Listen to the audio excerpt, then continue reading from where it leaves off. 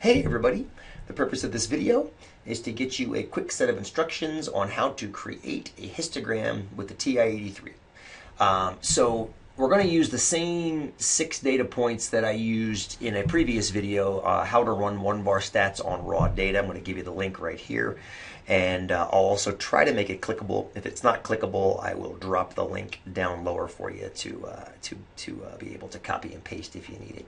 So that's how you get the data into list 1, in case you need to refresh on how to do that. Once you've got the data in, we're going to want to go to the second function button, press that, and then press the Y equals button. Now you're in what's called the stat plots menu. We're going to go ahead and turn stat plot number 1 on by either pressing 1 or pressing enter. Now notice how mine is highlighted on. Yours might be highlighted on, it might also be highlighted off. However you toggle it on or off, you put the blinker where you want it to be and then press the enter button. So I'm going to turn mine back on, and then I'm not sure where your particular graph type is. Press the down arrow button. This first one here is called a scatter plot.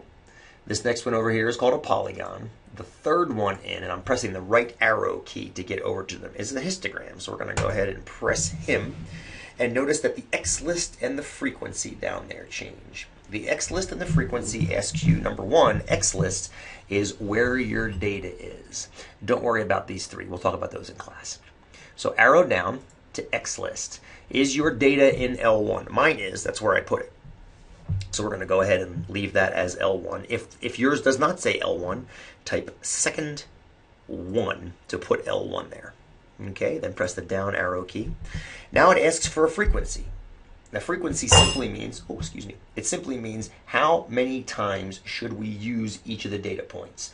Now with a grouped distribution, your frequencies would actually be stored in a list as well. But you guys have raw data, which means count each data point exactly 1 time. So you want the number 1 in here. But right now, if you try to type the number 1, you're going to get the letter Y. And the reason is because this alpha mode nonsense here. So arrow back, take it out of alpha mode by pressing the alpha button, and then type the number 1. And now you are set up correctly. It's a bug that TI has had in its system for a long time. Not to worry. So now you are good to go. You've got your plot 1 turned on, you got histogram selected, your data is in L1, and your frequency is 1. All is well. All is well. So now I've discovered the quickest shortcut to getting a good window with statistical data is to press the zoom button, and in particular the 9th selection is called zoom stat. So when you hit zoom stat, you're going to get a window. Doesn't look like much right now. We can mess with it a bit. That fits the window, the visible window you have to the data that you have. So this, technically speaking, you're done. At this point, if you want, you can trace. And if you press trace, you'll notice that it says, okay, it gives you some information here. It says n equals 4.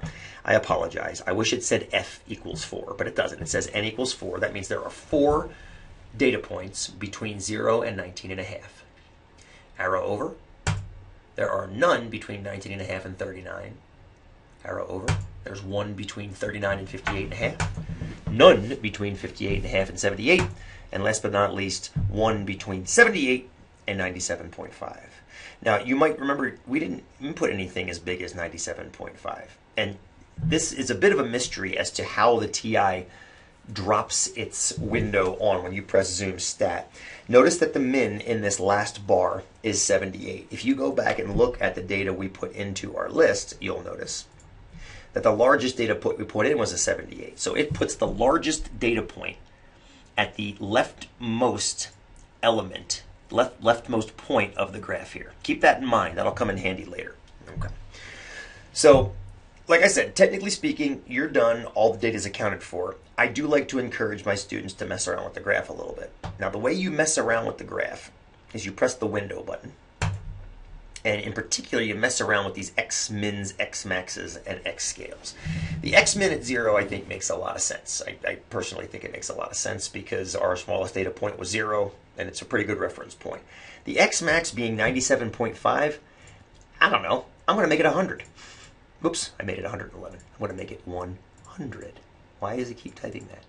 0, 0. There we go. That just makes a little more sense to me. And instead of dividing it up by 19.5 increments, now please realize what that scale is. That 19.5 right there was how wide each of the bars was. Remember that? It went from 0 to 19.5 to 19.5, I believe, then to 39. Let's make it something logical like 20. Okay? So now your first bar will go 0 to 20, then 20 to 40, 40 to 60, 60 to 80, and then 80 to 100. Now here's the kicker too. Press graph after you've messed with the window. Don't press zoom 9, press graph. Now, notice how the graph has changed a little tiny bit.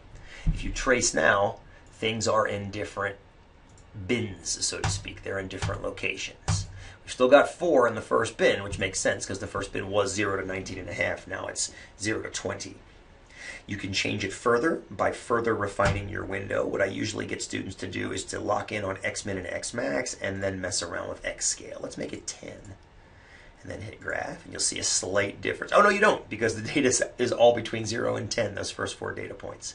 And again, I'm going to reiterate that this would look way more interesting with more data points, but this is simply a primer on how to get the graph turned on. We're going to spend a lot more time in class actually finessing them. So the big takeaway really is getting it in there, turn the plot on, zoom 9 to get you close. Once you're there, the refinements we can work on in class. Cool. I hope that helped, and we'll see you in class.